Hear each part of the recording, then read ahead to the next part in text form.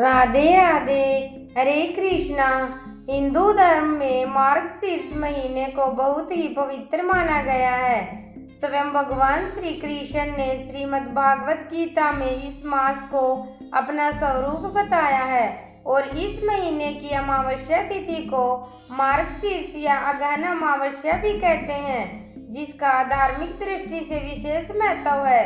ये तिथि भगवान विष्णु और पितरों दोनों की कृपा पाने के लिए अति उत्तम मानी गई है।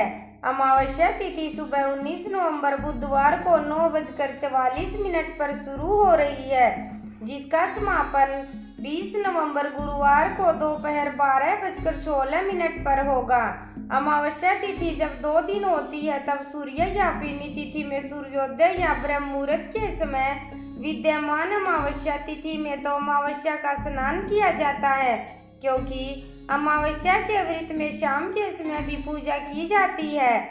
वो शाम के समय में जिस दिन अमावस्या विद्यमान होती है उस दिन अमावस्या का व्रत किया जाता है और इस बार 19 नवंबर बुधवार को अमावस्या का व्रत रखा जाएगा, जिसमें आप सुबह और शाम की विधि विधान से पूजा कर सकते हैं। शाम के समय दीपदान कर सकते हैं। वहीं 20 नवंबर गुरुवार को अमावस्या का स्नान और दान किया जाएगा। पितरों की पूजा आप दोनों ही दिन कर सकते हैं।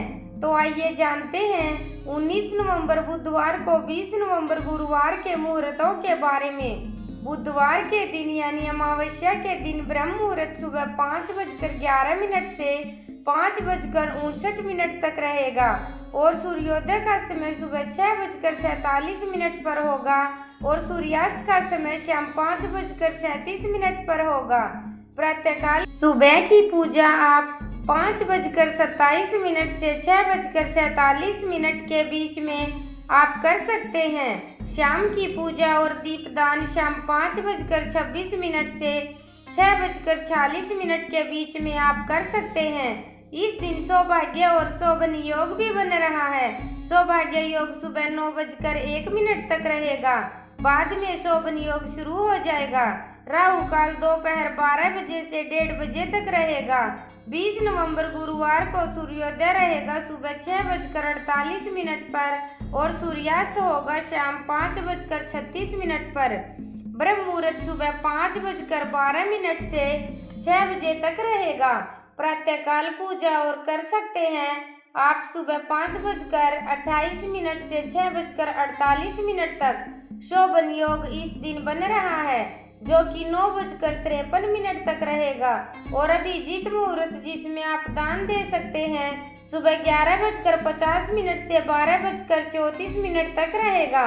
पितृ पूजा पिंडदान श्राद्ध आदि इस दिन सुबह 11:30 बजे से दोपहर 12:30 बजे तक कर सकते हैं।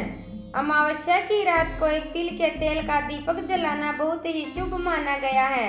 सूर्यास्त के बाद घर के किसी शांत स्थान पर या तुलसी के पौधे के पास एक मिट्टी के दिए में तिल का तेल भरकर जलाएं।